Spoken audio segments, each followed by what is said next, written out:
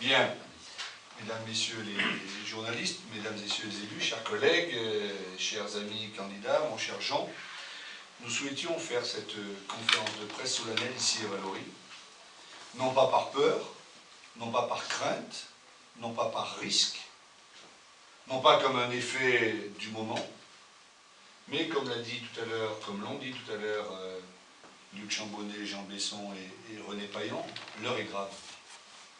Elle est grave parce que, pour la première fois dans le département de la Drôme, l'extrême droite peut être élue.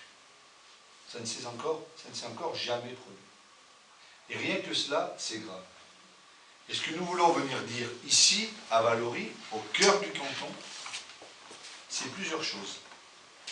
Le premier point, c'est d'abord de remercier Paul Bérard, Sylvie Marquet, Dominique Besson, ça y est, et Marie-Vonne Turcot, pour l'acte qu'ils ont fait, qui est un acte fort, un acte politique, de citoyens engagés, responsables, de ne pas avoir déposé leur candidature au deuxième tour.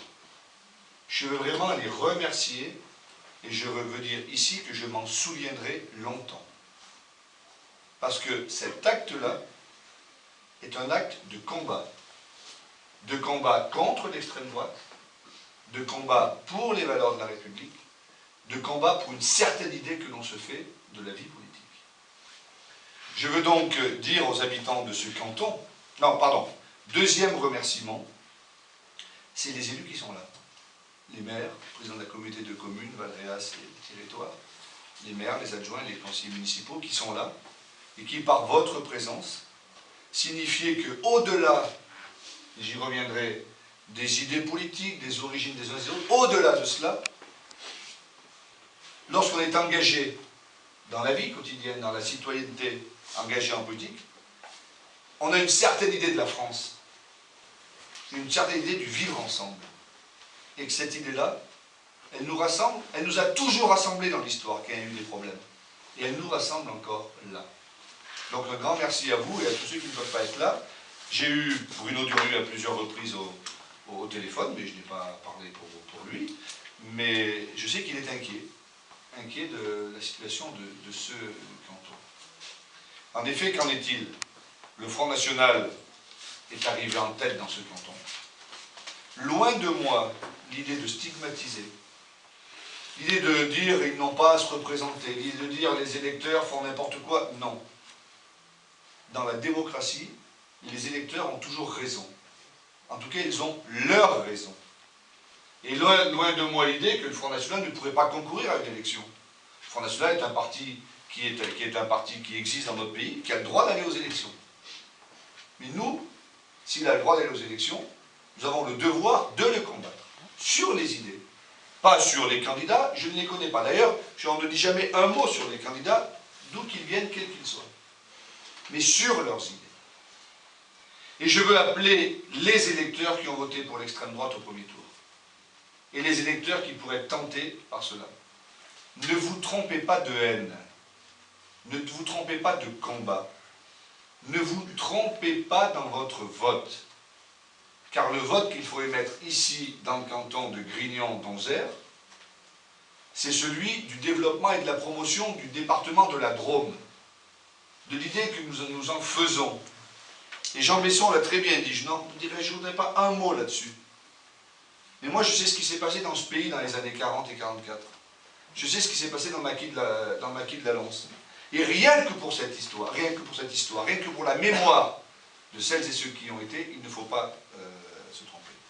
Mais là n'est pas complètement la question. Il faut dire à ces électeurs qui pourraient être tentés par ce vote extrême, que si, dimanche, l'extrême droite était majoritaire dans ce canton, alors ça changerait tout pour le développement social, économique, culturel, touristique du territoire. C'est pas pour faire peur, c'est pas pour stigmatiser, pour montrer du doigt, mais c'est une réalité. Et rien que pour ça, il faut y penser. Il ne faut pas se tromper de l'aide. Ce dont il s'agit là, c'est de promouvoir une idée de notre département et de la France, mais de notre département. Et comme nous nous retrouvons la Drôme en mouvement, seul face à l'extrême droite au deuxième tour, nous sommes les dépositaires. les dépositaires de notre pacte républicain, les dépositaires de ceux qui ne pensent pas comme nous. Et ça, c'est très important. Et je veux donc appeler tous les citoyens de ce canton, de droite comme de gauche, quelle que soit leur sensibilité politique, les chefs d'entreprise, les agriculteurs, les corps intermédiaires, les présidents d'associations, à se rassembler. Là, il n'est plus de savoir si on aime ou on n'aime pas le gouvernement, Didier Guillaume ou Luc Chambonnet. Il est tout simplement de se dire que l'intérêt, c'est qu'il soit élu. Et si nous sommes élus dimanche soir, ce ne sera pas la victoire de la gauche. Ce ne sera pas la victoire de la Drôme en mouvement. Je veux le dire ici. Cette victoire ne nous appartiendra pas. Elle appartiendra aux Drômois et aux Drômois qui l'auront fait. Dans tous les autres cantons, dans les 13 autres cantons, dans les, je ne sais plus où on en est, 19 moins 5, ça fait donc 14. Dans les 14, donc dans les 13 autres cantons, si nous l'emportons, ça sera la victoire de la Drôme en mouvement. Si à Grignan, nous l'emportons, je ne compterai pas cette victoire comme une victoire d'un Drôme en mouvement. Je compterai cette victoire comme une victoire du peuple drômois et du peuple du canton de Grignan-Donzelle.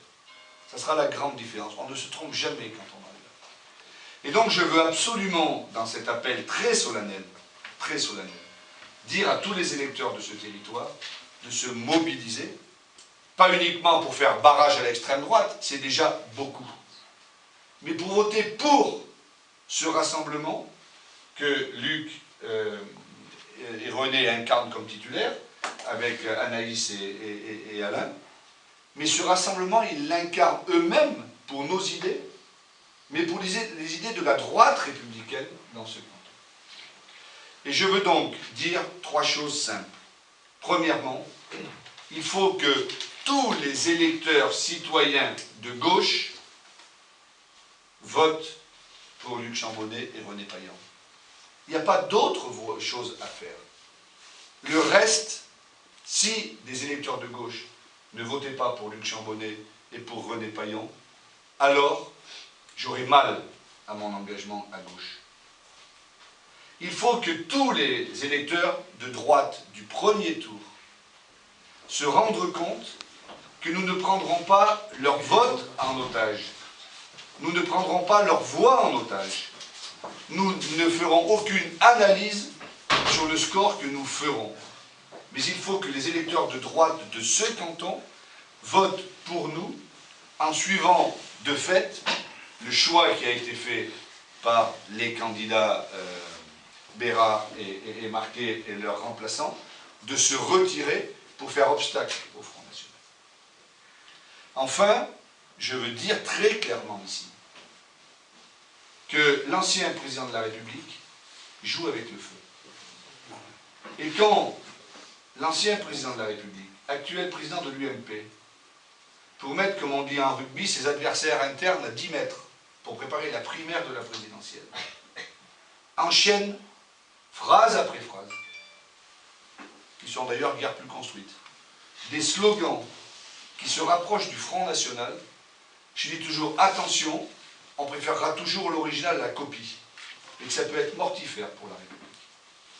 Et qu'en fait, quand il dit le ni-ni, ce n'est pas bien.